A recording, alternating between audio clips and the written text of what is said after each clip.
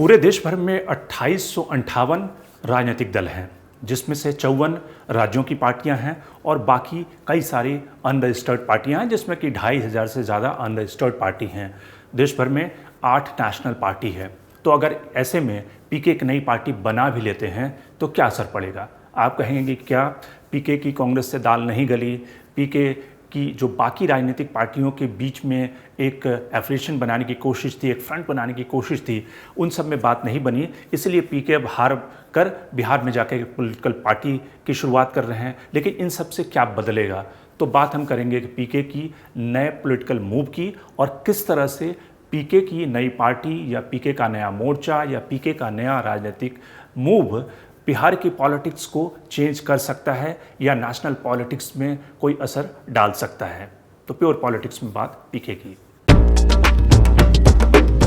बहुत सारे लोग कहते हैं कि पीके की जो ये नई शुरुआत है बिहार से, वो इसलिए हो रही है क्योंकि पीके की नज़र कांग्रेस पर थी और कांग्रेस में जिस तरह से उन्होंने एक हफ्ते तक नेगोशिएशन किया उसमें बात नहीं बनी और इसीलिए पीके को हार कर बिहार में जाकर पॉलिटिकल पार्टी की शुरुआत करनी पड़ी। बहुत सारे लोग ये भी कहते हैं कि ममता बनर्जी से लेकर तमाम जो ऐसे रीजनल छत्रप हैं उनके साथ काम करने के बाद पीके को ये लगा कि अगर वो किसी बाकी रीजनल छत्रपों के लिए काम कर सकते हैं, वो अगर नेशनल पार्टी कांग्रेस और बीजेपी के लिए काम कर सकते हैं, तो वैसे में खुद क्यों ना वो पॉलिटिकल पार्टी चला सकते हैं या उसे एक सक्सेसफुल स्टोरी बना सकते हैं। ये सारी कंसिडरेशन पीके के इस नए मूव से हो सकता है। लेकिन उससे पहले मैं आपको एक दिलचस्प किस्सा बताऊं इस बात का कि आज से कई साल पहले, यानी कि पीके जब नीतीश कुमार की पार्टी में थे और नीतीश कुमार के साथ बीजेपी का 2015 का इलेक्शन उन्होंने संभाला था और उसमें आरजेडी के साथ नीतीश कुमार ने एक सक्सेसफुल विक्ट्री हासिल की थी बीजेपी के खिलाफ, चूँकि अमित शाह उस पूरे 2015 के असेंबली इलेक्शन को एक तरह से बिहार में लीड कर रहे थे। उसके बाद उस इलेक्शन विक्ट्री के बाद पीके से मेरी मुलाकात हुई थी और उसमें हमने पीके से ये जानना चाहा था कि किस तरह से वो आगे बिहार की फ्यूचर पॉलिटिक्स को रीड कर सकते हैं या रीड करते हैं। और इसमें तो कोई संदेह नहीं कि प्रशांत किशोर एक बहुत ही इंटेलिजेंट आदमी हैं, वो पॉलिटिकली चीज़ों को बहुत आगे तक फोर्स ही करते हैं। तो उसमें प्रशांत किशोर ने एक बड़े ही रिमार्केबल बात कही थी। प्रशांत किशोर ने कहा था कि 2025 के बाद, यानी कि 2025 जब नीतीश कुमार एक तरह से बीजेपी के साथ सरकार चलाते हुए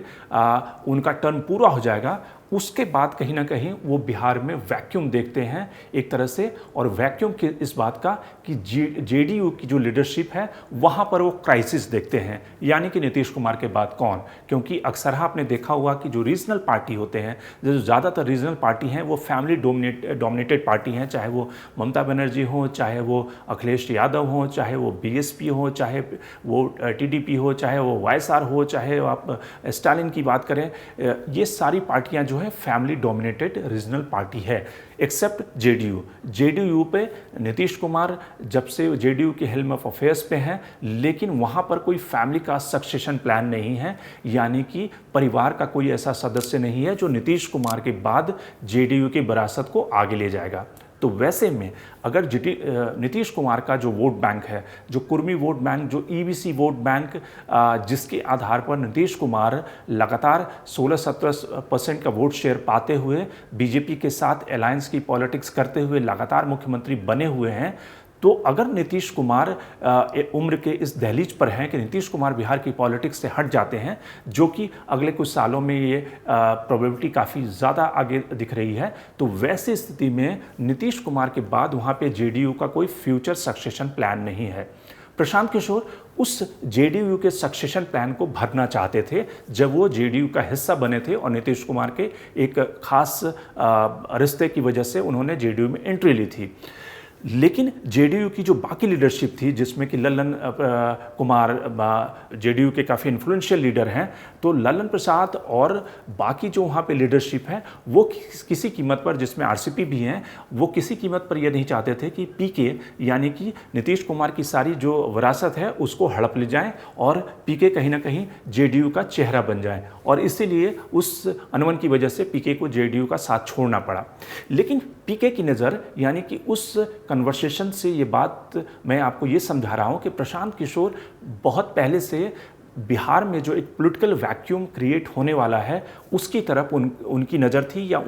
उसकी तरफ वो सोच रहे थे कि बिहार की जो फ्यूचर की पॉलिटिक्स है वहाँ पर बीजेपी रहेगी, क्योंकि बीजेपी एक डोमिनेंट प्लेयर के रूप में बिहार में एमर्ज की है। दूसरी जो पॉलिटिकल प्लेयर वहाँ पे रहेगी वो तेजस्वी यादव हैं, जो कि लालू प्रसाद की जो विरासत है उसको उन्होंने एक तरह से ट्रांसलेट किया है, और पिछले असेंबली इलेक्शन में एक तरह से वो जीतते जीतते कुछ सीटों से ही चूक गए थे, अदरवाइज उनकी एक तरह से विक्ट्री तो हो गई थी। तो दो प्लेयर के साथ में एक तीसरा प्लेयर जो जेडीयू है, जो कि नीतीश कुमार के बाद यानी कि पोस्ट नीतीश एरा में जेडीयू इनसिग्निफिकेंट हो जाएगा, और वहाँ पर एक प्लेयर की ज़रूरत पड़ती है जो उस वोट बैंक को फिल कर सके, क्योंकि कांग्रेस वहाँ पे एक तरह से मरी हुई स्थिति में है। और जो छोटी पार्टियाँ हैं, चाहे वो चिराग पासवान की पार्टी हो या फिर मुकेश सहनी की पार्टी हो, जीतन राम मांझी की पार्टी हो, ये सारी जो पार्टियां हैं जिनके पास कोई बहुत बड़ा विजन नहीं है और वो उस ब्लैंक जो स्पेस है उसको फिल करने की स्थिति में नहीं है।